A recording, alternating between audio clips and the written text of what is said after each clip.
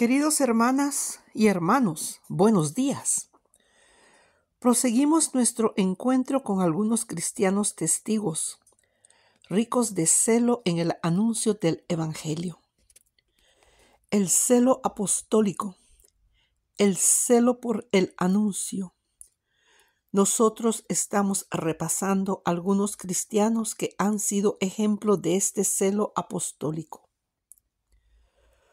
Hoy quisiera hablaros de un hombre que ha hecho de Jesús y de los hermanos más pobres la pasión de su vida. Me refiero a San Carlos de Foucauld, el cual, desde su intensa experiencia de Dios, hizo un camino de transformación hasta sentirse hermano de todos. Carta encíclica Fratelli Tutti 286. ¿Y cuál ha sido el secreto de Carlos de Foucauld de su vida? Él, después de haber vivido una juventud alejada de Dios, sin creer en nada sino en la búsqueda desordenada del placer, lo confía a un amigo no creyente, al que, después de haberse convertido acogiendo la gracia del perdón de Dios en la confesión, revela la razón de su vivir. Escribe: «He perdido mi corazón por Jesús de Nazaret». El hermano Carlos nos recuerda así que el primer paso para evangelizar es tener a Jesús dentro del corazón. Es perder la cabeza por Él. Si esto no sucede, difícilmente logramos mostrarlo con la vida. Más bien corremos el riesgo de hablar de nosotros mismos, de nuestro grupo de pertenencia, de una moral o, peor todavía, de un conjunto de reglas, pero no de Jesús, de su amor, de su misericordia. Esto yo lo veo en algún movimiento nuevo que está surgiendo. Hablan de su visión de la humanidad, hablan de su espiritualidad y ellos se sienten un camino nuevo. Pero ¿por qué no habláis de Jesús? Hablan de muchas cosas, de organización, de caminos espirituales, pero no saben hablar de Jesús. Creo que hoy sería bonito que cada uno de nosotros se pregunte: ¿yo tengo a Jesús en el centro del corazón? ¿He perdido un poco la cabeza por Jesús?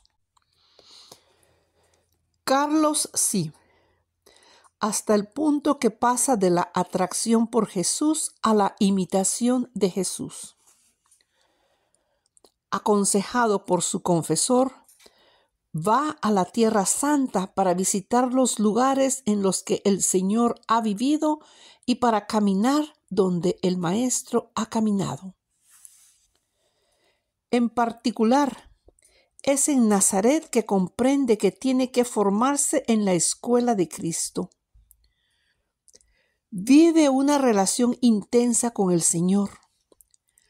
Pasa largas horas leyendo los evangelios y se siente su hermano pequeño. Y conociendo a Jesús, nace en él el deseo de darlo a conocer. Siempre sucede así. Cuando cada uno de nosotros conoce más a Jesús, nace el deseo de darlo a conocer, de compartir este tesoro. Al comentar el pasaje de la visita de la Virgen a Santa Isabel, le hace decir: «Me he donado al mundo, llevadme al mundo». Sí, pero ¿cómo? Como María en el misterio de la visitación. en silencio, con el ejemplo, con la vida. Con la vida, porque toda nuestra existencia, escribe el hermano Carlos, debe gritar el Evangelio. Y muchas veces nuestra existencia grita mundanidad, grita muchas cosas estúpidas, cosas extrañas, y él dice, no, toda nuestra existencia debe gritar el Evangelio. Entonces decide establecerse en regiones lejanas para gritar el Evangelio en el silencio, viviendo en el espíritu de Nazaret, en pobreza y en lo escondido. Va al desierto del Sahara entre los no cristianos y allí llega como amigo y hermano, llevando la mansedumbre de Jesús, Eucaristía. Carlos deja que sea Jesús quien actúe silenciosamente, convencido de que la vida eucarística evangeliza. De hecho, cree que es Cristo el primer evangelizador. Así está en oración a los pies de Jesús, delante del tabernáculo, durante unas 10 horas al día, seguro de que la fuerza evangelizadora está ahí y sintiendo que es Jesús quien le lleva cerca de tantos hermanos alejados. Y nosotros, me pregunto, ¿creemos en la fuerza de la Eucaristía? Nuestro ir hacia los otros, nuestro servicio, ¿encuentra ahí en la adoración su inicio y su cumplimiento? Estoy convencido de que nosotros hemos perdido el sentido de la adoración. Debemos retomarlo, empezando por nosotros los consagrados, los obispos, los sacerdotes, las monjas y todos los consagrados. Perder tiempo delante del tabernáculo, retomar el sentido de la adoración. Carlos de Foucauld escribe: todo cristiano es apóstol, y recuerda a un amigo que cerca de los sacerdotes hacen falta laicos que vean lo que el sacerdote no ve, que evangelizan con una cercanía de caridad, con una bondad para todos, con un afecto siempre preparado para donarse. Los laicos santos, no los que trepan. Y esos laicos, ese laico, esa laica que están enamorados de Jesús, hacen entender al sacerdote que él no es un funcionario, que él es un mediador, un sacerdote. Nosotros sacerdotes necesitamos mucho tener a nuestro lado a estos laicos que creen de verdad y con su testimonio nos enseñan el camino. Carlos de Foucauld, con esta experiencia, anticipa los tiempos del Concilio Vaticano II. Intuye la importancia de los laicos y comprende que el anuncio del Evangelio pertenece a todo el pueblo de Dios. Pero, ¿cómo podemos aumentar esta participación?